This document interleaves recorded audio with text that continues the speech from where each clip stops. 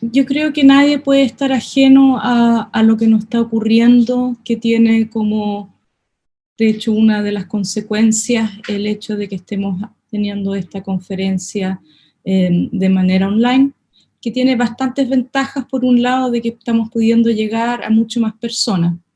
Y desde que comenzó esta pandemia, para los que trabajamos en cambio climático, yo probablemente para cada una de las personas, ha producido una serie de reflexiones.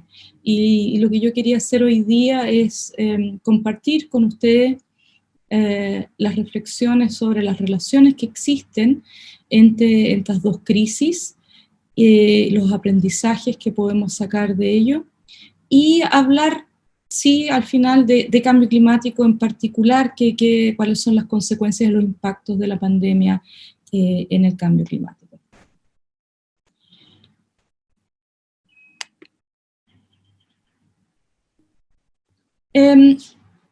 La primera similitud entre ambas crisis es que el mundo está interconectado. A la izquierda hay una visualización de cómo se propaga el virus a través de las rutas de aviación. En este caso, la interconexión son simplemente los aviones y esas rutas. Y fue de esa manera de que desde una ciudad en China, este virus ahora ha llegado a todos los rincones del mundo, excepto Antártica. Pero no solamente el mundo está conectado físicamente a través de esto, sino que también comercialmente, ¿verdad? Muchas de las cosas nosotros las importamos de los bienes y servicios que tenemos. Por el lado del cambio climático existe también esta interconexión física del mundo humano que hemos creado, pero más profundamente, para entender el cambio climático tenemos que entender que el planeta y sus distintas esferas, la atmósfera, la litósfera, biosfera, hidrósfera, criósfera, incluido nosotros, la antropósfera, estamos interconectados. Existen muchas relaciones, muchas realimentaciones y mucho traspaso tanto de energía o de masa como lo es el agua, la energía y el alimento. Vamos a volver a hablar de esta interconexión del planeta para hablar más bien de cambio climático. La otra similitud es el concepto de riesgo. Riesgo definido, ¿verdad?, como una probabilidad con un cierto impacto. En este caso, la probabilidad era bajo, pero el impacto era gigantesco en el caso de esta pandemia, ¿verdad? Y a estas alturas yo creo que todos podremos estar de acuerdo de que no hemos sido buenos en la evaluación del riesgo. Esto requiere un proceso que es iterativo y que es constante, de poder identificar, primero que nada, los riesgos, analizarlos, tomar acciones y seguir monitoreando. Y el tema del cambio climático también uno lo puede pensar como un tema de riesgo, tanto la variabilidad climática como los cambios en el clima producidos directamente por el cambio climático producen una amenaza sobre el sistema. Para hablar más de riesgo en términos de cómo lo vemos en cambio climático, esta es una figura producida por el IPCC, el Panel Intergubernamental de Cambio Climático, y me quiero concentrar en este círculo central.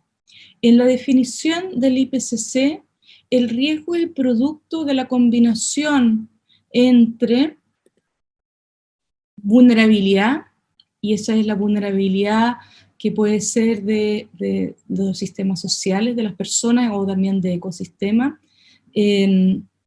la exposición que yo tenga a una cierta amenaza.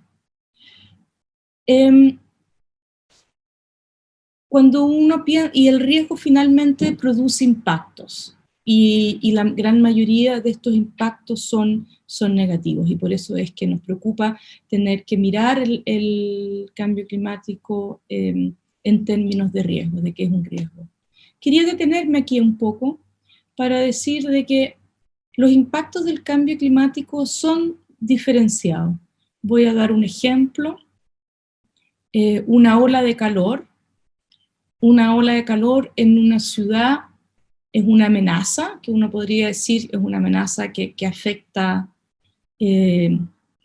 a todos los habitantes de una cierta ciudad. Sin embargo, es bastante fácil de ver de que si yo vivo en un barrio o en que, por ejemplo, yo tengo parques y acceso a una piscina, a agua, el efecto de esa ola de calor va a ser muy distinto a vivir en un barrio que está cubierto de cemento y donde no hay ningún parque donde uno puede ir a refrescarse, o si yo tengo acceso a tener aire acondicionado o no en mi casa.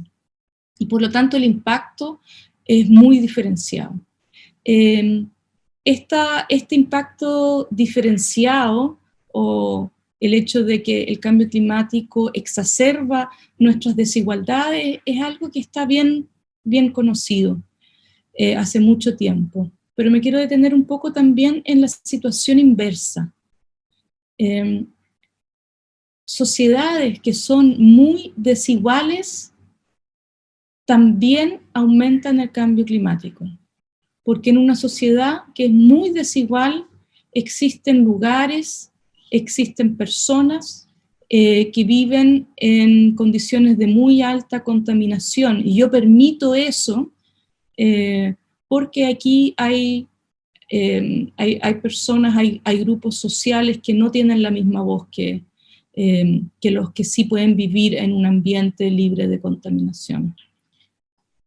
En el caso de la pandemia, hemos observado muy fuertemente como, por ejemplo, el virus, por un lado, es el mismo virus, pero afecta de manera diferenciada dependiendo del tipo de población que soy, ¿verdad? Todos sabemos de que afecta más a las personas mayores y a personas que tienen condiciones de enfermedad basal como hipertensión, diabetes, etc. O problemas a los pulmones. Pero la situación inversa, yo creo que también nos hemos dado cuenta. Yo sé que esta presentación la están viendo personas de muchos lugares de América Latina, pero déjenme compartirles para los que vivimos en Santiago. Yo estoy hace 3 meses encerrada en mi casa, trabajando a través del teletrabajo, y pudiendo, por lo tanto, cumplir con las recomendaciones que tenemos del distanciamiento físico, de reducir la movilidad, para de esa manera tratar de reducir el contagio del virus. Sin embargo, porque yo vivo en una ciudad que tiene un alto nivel de desigualdad y existe una gran cantidad de personas de esta ciudad que no pueden hacer eso porque viven hacinados, porque tienen que salir para sacar trabajo, yo voy a seguir encerrada esperando de que el nivel de contagio disminuya para poder salir de esta pandemia. Es decir, la desigualdad en este caso afecta, es muy patente que esta desigualdad afecta a la sociedad de manera completa. Y por lo tanto, el trabajar la desigualdad, yo diría que se ha hecho tan transparente durante esta pandemia, pero también lo es críticamente para poder enfrentar el cambio climático.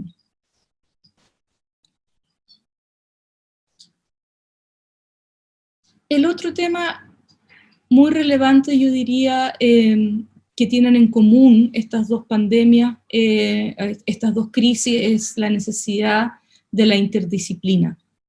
En el caso de la pandemia, quizás inicialmente pensábamos de que esto iba a ser tema de epidemiólogos o de expertos en salud pública. Rápidamente nos hemos dado cuenta que también necesitamos la mirada de los economistas, de la salud mental, de los expertos en datos. En el caso del cambio climático, también necesitamos desde toda la expertise desde las ciencias naturales que estudian las distintas esferas del planeta Tierra y pasando por todas las ciencias sociales. Esto se mencionó en la presentación anterior, el pensamiento sistémico. Como es un problema complejo, necesitamos poder pensar este problema de una manera integral, tanto para el análisis como para las soluciones. Y lo hemos visto entonces como de manera que los gobiernos tienen que enfrentar esto es a través de poner en la mesa la expertise y las opiniones de una variada gama de expertos. Entonces, la pregunta que cabe mirando estas dos crisis es que si tenemos las herramientas para abordar estos problemas complejos. Y yo diría que sí, que las tenemos, pero existe una necesidad muy imperiosa de traspasarle estas herramientas a nuestros estudiantes. En este caso estoy hablando como académica que trabaja en la formación en una universidad. Hace un tiempo atrás, unos estudiantes de la carrera de Ingeniería Comercial me invitaron a conversar con ellos, y ellos preguntaban por el tipo de carrera que estaban estudiando, qué es lo que había que hacer primero, si que había que enfrentar la pandemia y después la crisis económica y después pensar en la crisis climática. Y yo les insistí varias veces en que no podíamos pensar estos temas todos por separado, sino que era necesario de trabajarlos de manera integral y al mismo tiempo, con múltiples disciplinas, perspectivas de actores sociales diversos, etcétera, toda esta complejidad para poder enfrentar estos problemas. Y me quedé un poco preocupada pensando de que quizás ya era un poco tarde tomar a estudiantes en las universidades que han sido formados de una manera muy lineal en el colegio y muy disciplinar. Así es que yo creo que es un tremendo desafío de poder darle desde los inicios esta educación para poder resolver problemas del siglo XXI. Y por último, la última de las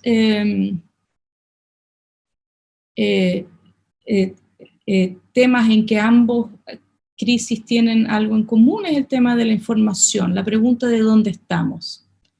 En el caso del cambio climático, dónde estamos, la primera parte de la información es la temperatura global, que vemos acá en una serie de tiempos, y que nos dice, gracias a que existen muchas personas tomando datos y existen muchas personas que están además compartiendo estos datos, que el planeta se ha calentado 1 grado en los últimos 150 años más o menos.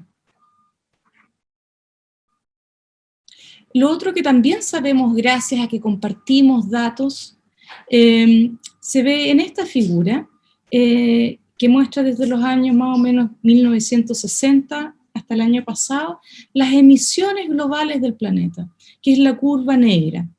Y las emisiones lamentablemente han aumentado año tras año, y que son la base del problema en que estamos. Superpuesta, aquí ustedes ven una serie de crisis. La crisis del petróleo, la crisis asiática y la más reciente gran crisis que hubo en el año 2008, la crisis financiera. Y lo que observamos del pasado, y esto también es una parte muy importante, ¿verdad?, de la ciencia, es cómo el pasado nos puede dar enseñanzas en el futuro, es que después de cada una de esas crisis, durante esas crisis, las emisiones han bajado, pero después han aumentado. En el caso de la crisis financiera, las emisiones globales de gases de efecto invernadero bajaron aproximadamente un poco menos de 2%, y una vez que terminó la crisis aumentó en un 6%. Así que en ese sentido, las crisis han tenido un efecto que ha sido que no ha sido duradero, que ha sido muy transitorio. Dado la crisis actual, existen varias estimaciones. Hemos observado que las emisiones han bajado, y aquí hay varias estimaciones de cuánto va a ser finalmente al final del año. Y en este caso los diferentes estudios dicen que aproximadamente va a bajar en un 5%. Ahora, ¿cuál es el desafío? El desafío es que estas emisiones no vuelvan a subir. ¿Y por qué? Porque estamos tratando de cumplir con el Acuerdo de París, y de limitar el calentamiento a 1,5 grados, y para eso sabemos que en esta próxima década las emisiones deben bajar muy significativamente.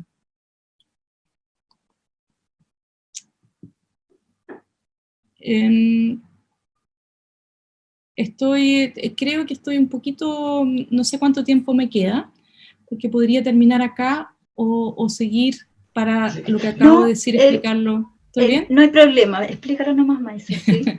Ok, Muy interesante. entonces vamos a un poquito de física solamente. Ok, así que el desafío es que esta disminución se mantenga para que tengamos alguna chance de cumplir con este objetivo de enfrentar el cambio climático. Volvamos entonces a nuestro planeta. Nuestro planeta es un sistema dinámico donde todas estas esferas interaccionan. Aquí está demostrado en estas flechas, ¿verdad? Tenemos mucho intercambio de energía y de masa y realimentaciones. Y esto es lo que finalmente regula el clima. Algo que es crucial para estas interacciones son los ciclos que tenemos. Y aquí hay una ilustración del ciclo del agua, que probablemente conocemos desde la educación parvularia, pero no solamente el agua se transforma en sus distintos estados en el planeta, sino también todos los otros elementos, como el carbono, como el nitrógeno y otros. Miremos ahora en el caso del ciclo carbono. El carbono lo tenemos de manera gaseosa en la atmósfera, de manera orgánica en las plantas y de manera inorgánica en el interior de la Tierra. Y aquí están los distintos reservorios de carbono. Tenemos una cantidad, aquí en gigatoneladas de CO2, tenemos en la... Estoy tratando de... En la atmósfera tenemos una cantidad más o menos equivalente en la vegetación, algo así como el doble en los suelos, pero donde más carbono tenemos en los sedimentos y en las rocas, ¿ok? Y el ciclo carbono significa que una molécula de carbono va reciclándose en estos distintos reservorios. Y el concepto de reservorio, que está bastante bonitamente ilustrado acá en esta tina, entonces el tamaño es el tamaño. Y el reservorio entonces se conecta con los otros reservorios a través de una cantidad que entra a ese reservorio y otra que sale, ¿ya? Si lo que entra es lo mismo que lo que sale, el tamaño se mantiene constante. Lo que hemos estado haciendo desde la revolución industrial es que, producto de la actividad humana, han aumentado las emisiones y, por lo tanto, este reservorio, el nivel de esta tina ha estado aumentando, ¿ya? Y las concentraciones, que podemos decir que es como el nivel de la tina, es lo que finalmente cambia la temperatura del planeta. Esa es la relación entre las emisiones, las concentraciones y la temperatura. Entonces aquí muy fácilmente ilustrado, las emisiones al comienzo del periodo industrial eran 0 y las hemos estado incrementando. Esta era la curva negra que les mostraba anteriormente. Y de esa manera las concentraciones han aumentado a través del ciclo del carbono, y a su vez las temperaturas han aumentado a través de todas las interacciones del sistema climático. Ahora, imaginémonos que de un día para otro las emisiones se van a 0 que no es lo que exactamente ha ocurrido, pero han disminuido, ¿verdad? El problema es el siguiente, que las concentraciones no van a volver a las concentraciones anteriores, porque el problema del CO2 es que permanece por mucho tiempo en la atmósfera y por lo tanto la temperatura tampoco vuelve a cero. Entonces, volviendo a nuestra analogía de la tina, esta entrada de CO2 ha disminuido durante la pandemia en un 5%, un 20%, dependiendo de los países. Pero eso no hace de que el nivel de la tina baje, más bien hace que se mantenga el nivel de la tina o que empiece a subir muy poco y por lo tanto las temperaturas se van a mantener. Entonces, ¿cuál es el efecto de la pandemia? Es probablemente que no aumenten mucho las concentraciones, pero lamentablemente no van a revertir el calentamiento global. Para revertirlo necesitamos sostener estas disminuciones hasta llegar a emisiones cero. Y para llegar a esas emisiones cero vamos a requerir una cantidad muy importante de cambio. Ahora, lo bueno es que la física nos ha dicho y la geofísica que es factible hacerlo. Ambientalmente también es factible realizarlo. También tenemos la tecnología para conseguir la energía desde otras fuentes que quemar combustibles fósiles. La otra buena noticia es que económicamente también es viable. En el caso de muchos países incluso es beneficioso. La pregunta es si tenemos la factibilidad sociocultural e institucional. Y eso es una pregunta que cada uno de los países y comunidades tiene que responder, y yo diría que en este caso la educación va a ser fundamental para que todos estos cambios tengan una factibilidad de aceptación social. Y por último, al igual que la persona anterior, quería terminar con una reflexión, y es que esta crisis tan aguda de la pandemia, que nos tiene encerrados hace ya muchos meses, a todos nos ha hecho reflexionar. Y la reflexión de cómo salimos de esta crisis debiera ser una de transformación. Yo sinceramente no creo que nadie quiera volver al mismo mundo en el cual estábamos cuando comenzamos esta crisis. Y en este caso, transformación se refiere a procesos de cambios profundos que implican deconstruir la forma actual de hacer las cosas, de crear posibilidades previamente imaginables, incluidas nuevas formas de pensar, actuar y organizarse. Muchas gracias.